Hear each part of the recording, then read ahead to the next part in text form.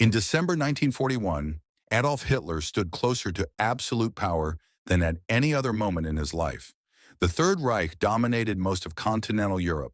France had fallen, Poland had vanished from the map, Norway, the Netherlands, and Belgium were under German control, and the Balkans had been forced into submission. German armies had driven deep into Soviet territory, capturing vast regions and millions of prisoners. To the German public and to many observers abroad, the war appeared nearly decided. Britain remained defiant but isolated, protected only by the English Channel and the Royal Navy. The United States was officially neutral, supplying Britain and the Soviet Union with weapons but not yet directly involved in the fighting. Germany seemed unstoppable. And then on December 11, 1941, Adolf Hitler made a decision that would ensure that this appearance of invincibility would never become reality. 4 days after Japan attacked Pearl Harbor, Hitler declared war on the United States. It was a choice not demanded by treaties, not forced by circumstance, and not required for Germany's survival. It was a decision shaped by ideology, emotion, and a deep misunderstanding of modern war. With a single declaration, Hitler transformed a European conflict into a global industrial struggle against an opponent whose strength grew with time. In doing so, he set Germany on a path toward defeat that no battlefield victory could reverse. Hitler had always believed that war should be fast and decisive. His worldview was shaped by the trauma of World War I, which he interpreted not as a failure of strategy, but as a betrayal of will. He concluded that future wars must be fought with speed, violence, and overwhelming psychological shock. This belief became the foundation of Blitzkrieg, a method of warfare designed to shatter enemy resistance before full mobilization could occur. Poland collapsed in weeks, France in barely more than a month.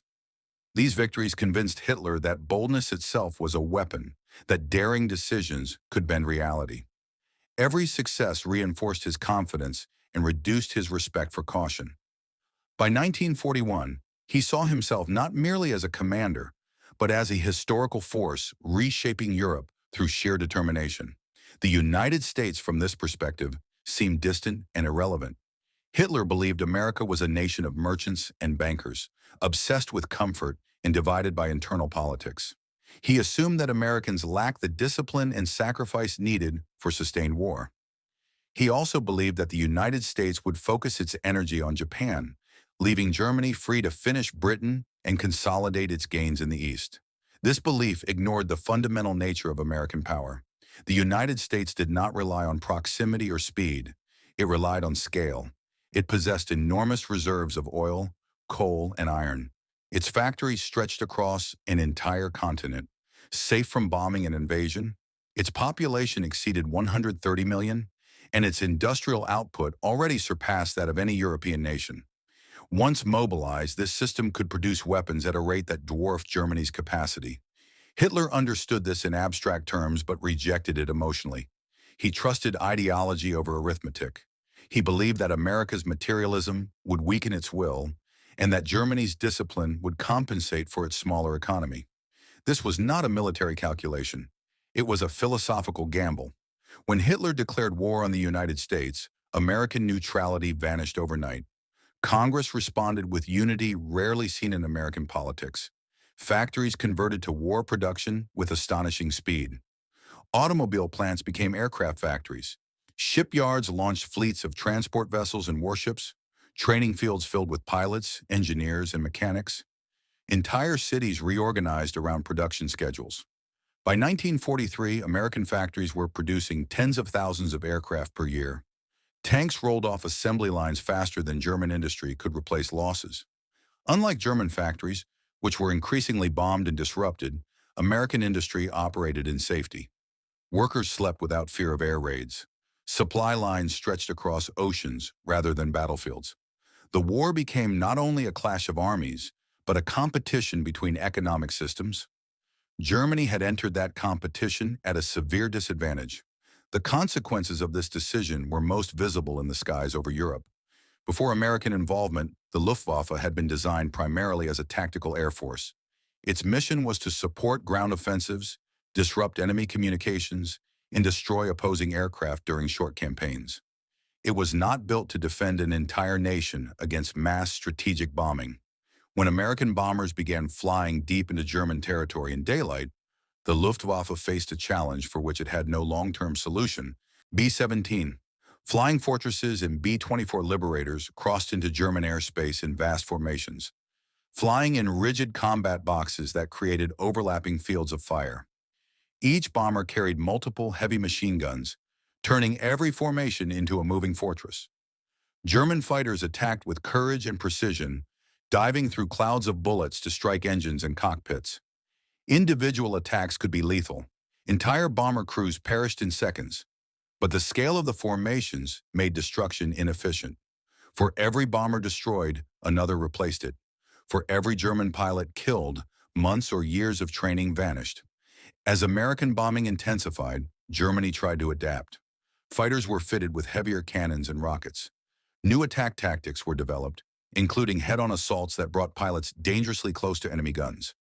Interceptor units were reorganized, but every solution required time, fuel, and trained pilots. All three were increasingly scarce. When long-range escort fighters like the P-51 Mustang appeared, the balance shifted decisively. German pilots now faced not only defensive fire from bombers, but aggressive American fighters that hunted them relentlessly. If German interceptors focused on bombers, Mustangs attacked from above. If they fought the escorts, bombers passed through unchallenged. The Luftwaffe found itself trapped between two enemies, both backed by an industrial machine that could absorb losses indefinitely. By 1944, fuel became the most critical weakness. American bombing concentrated on refineries and synthetic fuel plants. Pipelines were destroyed, storage tanks burned, and transportation networks collapsed. Aircraft existed, but fuel did not. Pilots could not train properly. Units could not practice formations or tactics. Survival rates fell sharply as inexperienced pilots were thrown into combat. Entire squadrons remained grounded because there was nothing to pour into their tanks. Even advanced aircraft like the Me-262 jet fighter could not change this reality. It required special fuel, advanced materials, and long runways that were easily bombed. It represented technological brilliance trapped inside strategic collapse. The effects of Hitler's decision extended far beyond the air war. American factories produced not only aircraft, but trucks, tanks, artillery, and ships in quantities Germany could not match. Allied armies became mobile on a scale Germany could not sustain. German tanks were often abandoned, not because they were destroyed, but because they had no fuel. Supply columns shrank while Allied logistics expanded. The war became continuous and mechanical, driven by production schedules rather than single decisive battles. Germany had prepared for short wars, America prepared for long ones. As months turned into years, every advantage shifted toward the Allies. German cities burned under bombing campaigns that grew more intense with time. Airfields were cratered, railroads were destroyed. Young pilots with minimal training replaced veterans who had survived earlier campaigns. The Luftwaffe, once feared across Europe, became a defensive force hiding aircraft under trees and rationing fuel for single missions. Meanwhile, American and Allied pilots trained safely, accumulating experience and numbers that Germany could not counter. Hitler had assumed time favored Germany. In reality, time became his greatest enemy. The deeper cause of this disaster lay in opposing philosophies of war. German military thought emphasized elite forces and superior machines. It assumed that quality could replace quantity and that short campaigns would prevent prolonged attrition. American doctrine assumed the opposite. It treated war as a long process, requiring systems rather than heroes. Radar networks, training pipelines, maintenance cycles, and production schedules formed a continuous flow of men and machines. Losses were expected and planned for. Germany relied on excellence. America relied on replacement. One approach worked in limited conflicts, the other dominated global ones. By the final year of the war, Germany was no longer fighting for victory, but for survival. Bomber formations crossed its skies with little resistance. Railroads were destroyed in daylight. Columns of troops were strafed on open roads. The Luftwaffe no longer defended the Reich. It merely reacted to its destruction. German pilots still flew, knowing the odds were hopeless, not because they believed in victory, but because the system around them demanded sacrifice even when success was impossible. Hitler did not lose the war in a single battle. He lost it when he chose to fight an enemy whose power increased with time. By declaring war on the United States, he ensured that Germany would face an industrial force beyond anything Europe had ever seen. The war ceased to be about strategy and became about production.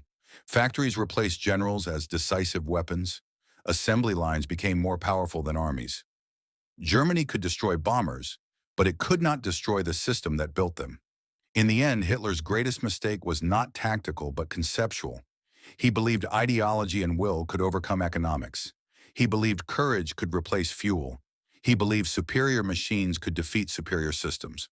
The United States proved the opposite. Steel mattered more than speeches. Oil mattered more than flags. Germany's best weapons were isolated achievements in a world dominated by mass production. Hitler chose to fight a future he did not understand. That choice ensured that no matter how brave his soldiers were, or how advanced his aircraft became, the outcome was already written. Germany could shoot down planes. It could not shoot down assembly lines. And that was the mistake that cost Hitler everything.